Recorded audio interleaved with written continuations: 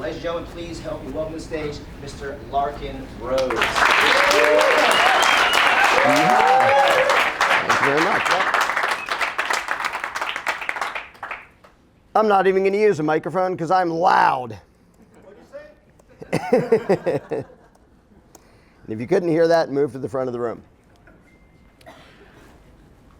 Once upon a time, there were some mean, tyrannical, meanie, horrible, bad people, and they oppressed a bunch of good, noble, virtuous people. The end.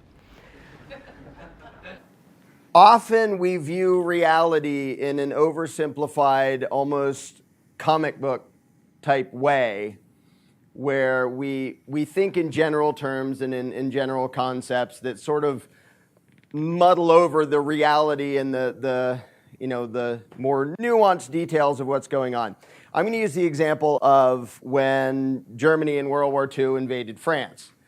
I realize Germany is a place and France is a place, and as anarchists we realize Germany didn't do anything. A bunch of people who believed in authority obeyed, but I'm still going to call it Germany invading France, knowing that we understand what that actually means.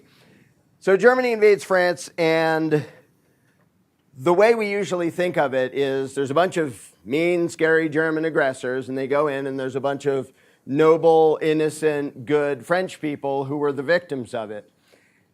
That is not the reality of the situation.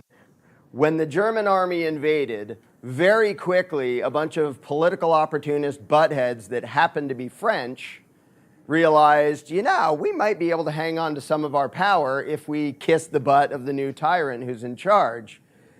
And so German army came in and they said, hey, which of you want to be shot and or exiled and or whatever, and which of you want to now kiss our butts and do as you're told? And so you got the Vichy government of France, which was a bunch of French people being collaborators for their oppressors, helping the Nazis to oppress the people of France. And it wasn't just the politicians. It was a bunch of their law enforcers and their bureaucrats and their tax collectors and the whole control mechanism that was already there in France because it already had a government. And the parts of it, the people in it that said, I'm not going to play this game, I'm not going to act as a collaborator for this invading army, well, you don't get to play, get out. And then the ones, like most politicians do, the ones who cared more about themselves than any principle or freedom or anything like that said, yeah, we'll kiss your butt and do what you say as long as we can still have a little bit of power. So imagine that you're somebody living in France and you decide to be part of the French resistance. Like, I'm not too fond of the German army and the Nazis coming over and saying they get to rule my country. Your enemy is not just the Germans. It's not just the German army. Now it's the German army and our own freaking French politicians that decided to kiss their ass and collaborate with them to oppress us. And the people who decided there, the French people who decided to stay there as enforcers and bureaucrats and paper pushers and tax collectors. And as if that wasn't bad enough, there you are, the guy in France trying to resist this. There's another layer of collaborators, which is all of your law-abiding neighbors who are still going along with authoritarian control, despite the fact that it changed from, yesterday we had French tyrants bossing us around and taking our money, and now we have German tyrants bossing us around and taking our money, but whatever, you have to obey the law. You have to do as you're told. So a lot of your neighbors, there you are as the French guy, not too happy with being taken over by the Nazis, a lot of your neighbors are also collaborators with your oppressors. So it's not at all as simple as these were the bad guys who came in and oppressed us, and these are the good guys resisting. No, lots of your neighbors, half the politicians and half the law enforcers become the enemy, become collaborators with the enemy. And to bring that to the U.S. and to modern times, it is very easy for us and somewhat justified to imagine that our enemy is the politicians who want to boss us around. Because, yeah, there's a bunch of sociopathic, power-happy, warmongering psychos. They are definitely part of the enemy. They are not the entire enemy. Below them is this vast collection of enforcers. Again, tax collectors and cops and bureaucrats and all level of leeches of the state. And keep in mind, that comes from us. That is us. That is some of us deciding to be collaborators with the people who rob and oppress us.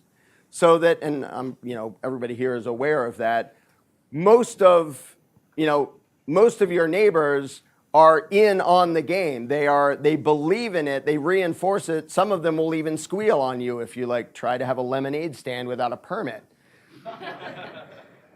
So everything from the actual malicious politicians to the stupid cops who just say, I'm just doing my job, and it may be your neighbor, it may be your relative doing the job of oppressing you on behalf of these psychos in D.C. or state capitol or wherever it is, all the way down to the neighbors who will squeal on you. So you realize it isn't just there's some bad people over there, there's a small number of bad people and a huge number of intellectual and moral cowards who are collaborators with the bad people. And often it's just from weakness and cowardice. Well, I just go along, I just do as I'm told, I'm a law-abiding taxpayer. But they are still collaborators. They are still part of the enemy and part of the threat to your freedom. And part of the threat to their own freedom, but they seem too dense to notice that half the time. So, this is nothing new. And here is a quote that is about half a millennium old, from Etienne de Bottier. I think I pronounced that almost right. All this havoc, this misfortune, this ruin descends upon you not from alien foes, but from the one enemy whom you yourselves render as powerful as he is, for whom you go bravely to war, for whose greatness you do not refuse to offer your own bodies unto death. He who thus domineers over you has only 2 eyes, only 2 hands, only 1 body, no more than is possessed by the least man among the infinite numbers dwelling in your cities. He has indeed nothing more than the power that you confer upon him to destroy you. Where has he acquired enough eyes to spy upon you if you do not provide them yourselves? How can he have so many arms to beat you with if he does not borrow them from you? The feet that trample down your cities, where does he get them if they are not your own? How does he have any power over you except through you? How would he dare assail you if he had no cooperation from you?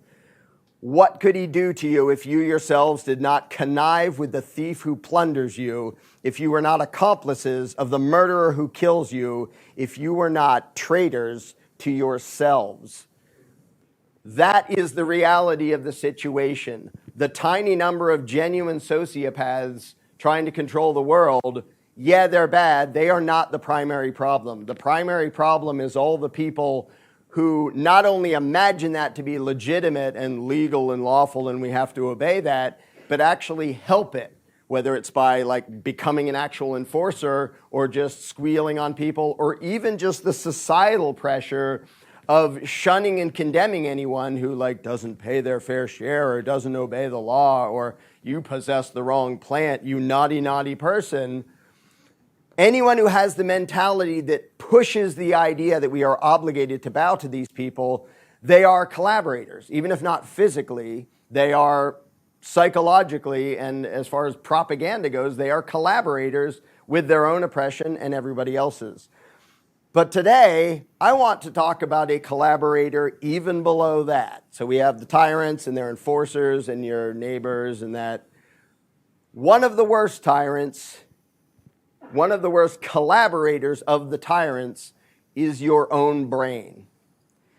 And I can speak from experience that when I got to the point of intellectually understanding that authority is bogus, that nobody can have the right to rule, that, all the different reasons why government cannot be legitimate. If you take away all the things that make it illegitimate and violent and immoral, it's not government anymore, it's just people organizing and cooperating. Even after I came to that conclusion and realized that, I could still feel inside me the training, the deeply implanted indoctrination. And it's like the Pavlov study of training dogs. If there's a dog in the rolled up magazine, he gets smacked on the nose every time he poops on the rug, and dogs being the approval-loving wusses they are, they go, I know that was bad, I wasn't supposed to do that because you keep smacking me. Whereas cats are just anarchists, and it's you smack me, I don't give a crap. But these wussy status dogs, they learn that's bad. And after a while, you don't have to hit them anymore because they know it was bad for me to poop on the rug because they have it deeply ingrained in them. Well, most of us, including me for a long time, have ingrained in us the feeling, the profound assumption that disobedience equals bad. And that is trained into us from before we can even talk by most of our parents and by teachers and by society in general and obviously by government and by the media. It's constantly bashed into us. And the depth of that feeling that has nothing to do with intellectual understanding, but the depth of that feeling that it is bad to disobey authority takes a while to overcome. And I don't particularly like admitting that even when I was intellectually an anarchist, I could still feel that. Like there's a guy with a uniform and a badge, and part of me is like, do as he says. My brain is like, shut up. Why are you still in there? Because the psychological level is so deep that you can't just talk yourselves out of it. And one thing I would compare it to is like I actually just thought of this yesterday at Candles in the Dark. A kid who's like scared of monsters under his bed, and the parent comes in and says, all right, let's do this scientifically and rationally. We're going to turn on all the lights. We're going to investigate every corner. First of all, is there any monster there? No. Is there anywhere he could be hiding? We're going to look in every crevice. Is there any like way up through the floorboards? No, there's nothing there. And then you turn off the lights and you lie in bed and he's like, I'm pretty sure there are monsters under my bed. Because the fear doesn't come from logic and evidence. It comes from that gut level, existential, psychological fear. And that is where authoritarianism sticks in its roots and hangs on. And to get it out of there takes a lot more time and effort than just to understand, oh yeah, nobody has the right to rule me, blah, blah, blah. You know, the very simple explanations for why authoritarianism is bogus. And if you want to know how powerful that type of indoctrination can be, one of the best examples I can point to is slavery. And I remember, I think I was still even a statist when this occurred to me. I was like, how does slavery work? You got one fat white guy on a plantation and you have 50 strong black slaves. How the hell does he keep them in line? Why don't they like kill him or beat him up or run away or something? They're way stronger than he is. You know, he might have a gun, but you know, he's going to sleep sometime. It didn't occur to me until much later, and then I had a more thorough understanding after I read the autobiography of Frederick Douglass, who was a slave. Most of them thought they were supposed to be slaves. And that's really hard for people today to understand and believe. What do you mean they thought they were supposed to be slaves? And Frederick Douglass talked about his own journey of realizing, I don't think this is okay. And to me, and the guy was brilliant, like his writings are just brilliant. To me, physically escaping slavery was way less impressive than reading about his mental escape from slavery, where he noticed the indoctrination and he undid it in himself. And then he tried to undo it in others, and he would argue with them, and a lot of the slaves would literally believe that to run away is immoral and constitutes stealing, because you're stealing yourself from the guy who rightfully owns you. That is how powerful this indoctrination can be. Let me use Frederick Douglass's own words.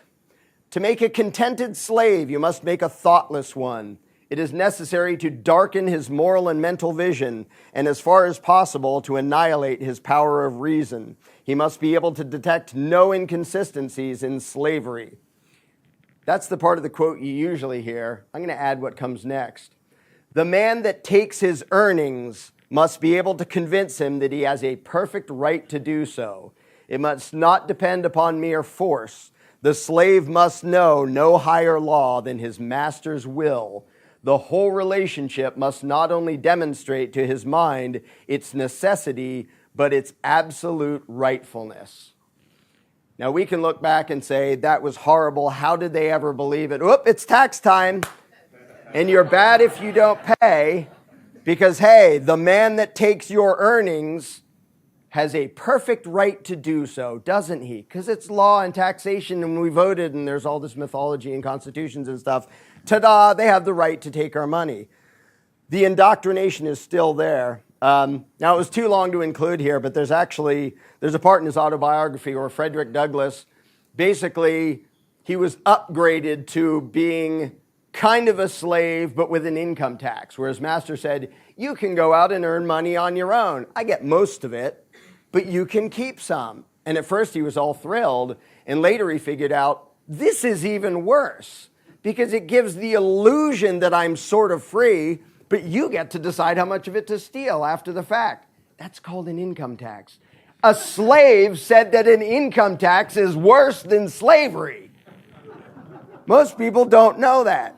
But it has to do with the mental indoctrination of realizing, why do I think I'm beholden to these people? Why do I think I have an obligation to... Why is my own brain being a collaborator with my oppressors?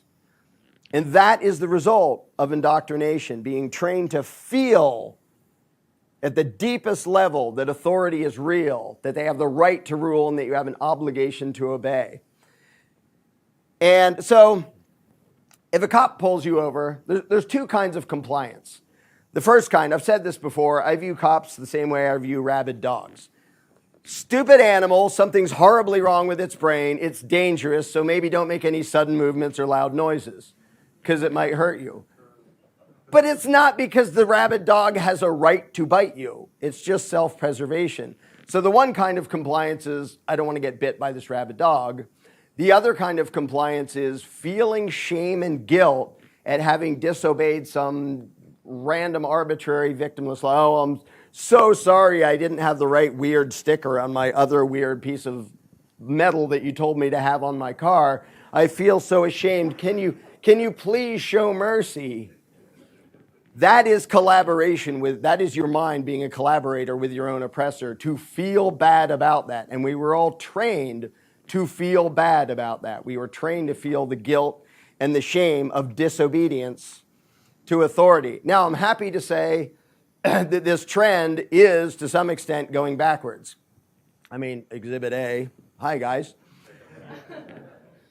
But there have also been polls asking the American people, if you could cheat on your taxes, as if there's such thing as cheating a robber and having it counting as cheating. If you could cheat on your taxes and get away with it, would it be moral to do so? Are you morally okay with that? The number of people who say yes has been going up, which means the number of people who are escaping that indoctrination. Absolutely. The number of people whose minds are no longer acting as collaborators with their oppressors is going up.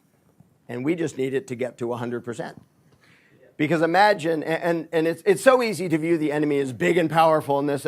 Imagine if that gets to 100% of just, we'll use just the US for now, of American taxpayers, if 100 and some million people say, we don't have an obligation to give you any money. Now, if we think you might steal our stuff or put us in a cage, we might do it anyway out of self-preservation. Then you have, a couple hundred million, people who the IRS wants to rob and who feel no obligation to comply. Meanwhile, you have less than 100,000 IRS paper pushers, only like 2,000 of which are armed, the rest just push paper around. How do you think they could rob 100 million people if those 100 million people didn't feel an obligation to obey and pay? They couldn't. The victims of authoritarian control always outnumber the victimizers, and they have to economically. Like, if you have 15 thugs robbing one guy, it doesn't work. He doesn't produce enough to fund the 15 thugs. They have to rob a huge number. And if that huge number stops imagining an obligation to go along with the robbery, they're in deep doo-doo. When you speak and act out in the real world as if you have an obligation to obey, and you talk that way in front of other people because you don't want to sound weird and kooky, you are reinforcing their indoctrination. You are basically helping them to be collaborators against themselves and against you. Whereas if you have the courage to go out there and just openly and confidently say, yeah, all taxation is bogus, taxation is theft, all the government laws that are the initiation of violence, they're all illegitimate, and you have zero obligation to obey them. Don't feel guilty if you want to smoke pot or hide it. You might want to be careful, depending on where you are and how hard you have to hide it. Again, out of self-preservation, because there are rabid dogs who would bite you if they knew you were doing that. But don't feel guilt about disobeying these random arbitrary decrees of a bunch of crooks. Don't believe in the divine right of politicians. You own yourself. And the thing is, the more we act that way and talk that way confidently, the more other people hear it, and at least they have the opportunity to question it and think about it. Because if they never hear it anywhere, they're the slave on the plantation who thinks this is how it is, this is how it should be. We need to be the Frederick Douglass going, just occurred to me, this isn't how it should be, this is screwed up. And they might fight back and they might complain, but if they don't hear it from you, they may not hear it from anybody, and you are allowing them to be collaborators against themselves. You have to push human consciousness in the right direction, and you cannot and you will not do that as long as you feel any shame or guilt or hesitation when it comes to owning yourself. You have to all the way know that you are beholden to no one, to no legislation, to no governing body, to no authority above your own conscience. That is where the real battle happens. People talk about, we have to have a revolution, blah, blah, blah, and whatever. The revolution that matters is people figuring out those people are not the boss of us and escaping the indoctrination so that we're not collaborators with the enemy against ourselves. To quote Stephen Biko, the most potent weapon in the hands of the oppressor is the mind of the oppressed. And that is absolutely true. There are tanks and bombs and all that. People talk about, what about all these big machines they have? People man those machines until people don't man those machines. And when a tank doesn't have a tank driver in it, it's not really a threat to us anymore. Because remember, our oppressors come from us, like Etienne was talking about. We're the ones who, we as a whole, are the ones who volunteer to oppress ourselves on behalf of the lying crooks in DC or state capitals. When that ends, when we don't let them have control of our brains, then they don't have control of our bodies. And people talk about we need guns to be able to defend ourselves. Excellent. We need to use cryptos to be able to build alternative markets and ways of trading that the parasites can't spy on and rob us. And we need bartering and a black market and ways to trade around them. All of those are awesome, and none of them do any good if people don't first give up the notion that we have an obligation to bow. Because if you still believe you have an obligation to bow, then you're like, come take it. And they say, that's illegal. And you say, okay, you can have it.